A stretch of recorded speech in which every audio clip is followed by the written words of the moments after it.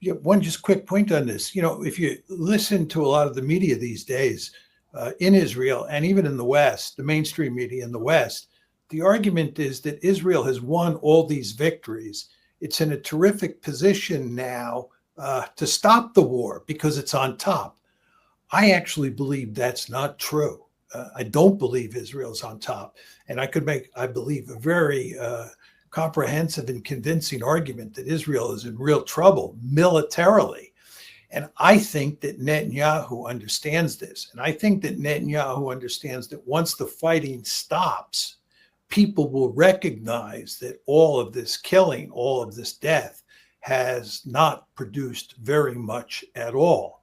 And that, I think, incentivizes him to continue the war, that he can pull his chestnuts and Israel's chestnuts out of the fire. But I think he's delusional on that front.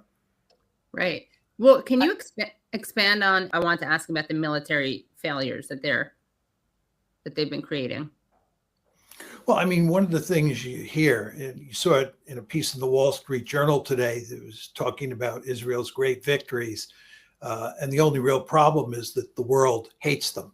But, when they talk about Israeli military victories, they talked about the fact that both Hezbollah and Hamas have been decapitated. Well, they may have been decapitated, but they grew new heads back. When you decapitate any country, right, what happens is they move in the second echelon to replace the first echelon of leadership. And Hamas has new leaders. Hezbollah has new leaders.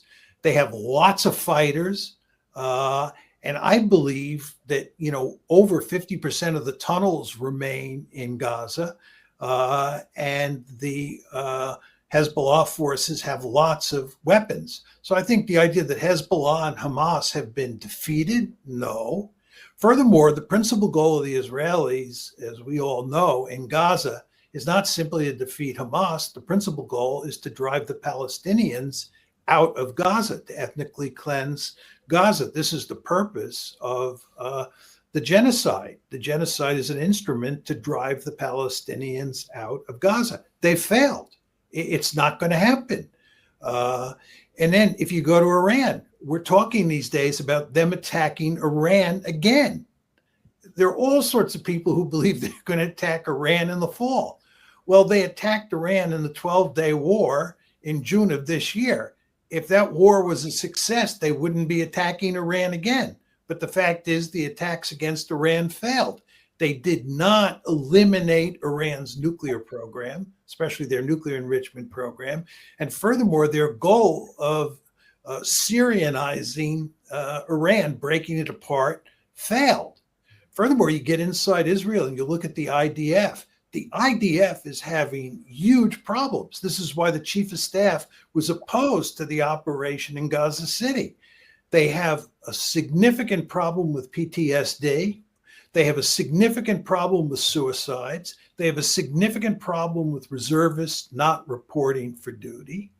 And then to take it a step further, they're heavily dependent on the United States. There's a report that came out today that said that since October 7th, 2 years ago, we, the Americans, have given them over $30 billion, right? We've given them over $30 billion in assistance. I think about 21 of that is in direct assistance, and about 10 of that, if my memory is correct, is that the wars that we've been fighting and all the expenditures that go into those wars for Israel.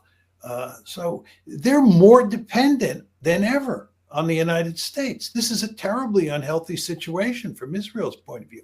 Israel always prided itself on the fact that it fought its own wars. It can't fight its own wars now. Take away the United States, it's a much weaker state. And then my final point is look at the centrifugal forces inside that society. It's not just between the ultra-Orthodox and the rest. It's also the fact that you have these wicked political cleavages in the body politic. So I think that, Israel has not done well for itself, that it's in much worse shape today than it was in October 7th, than it was on October 7th.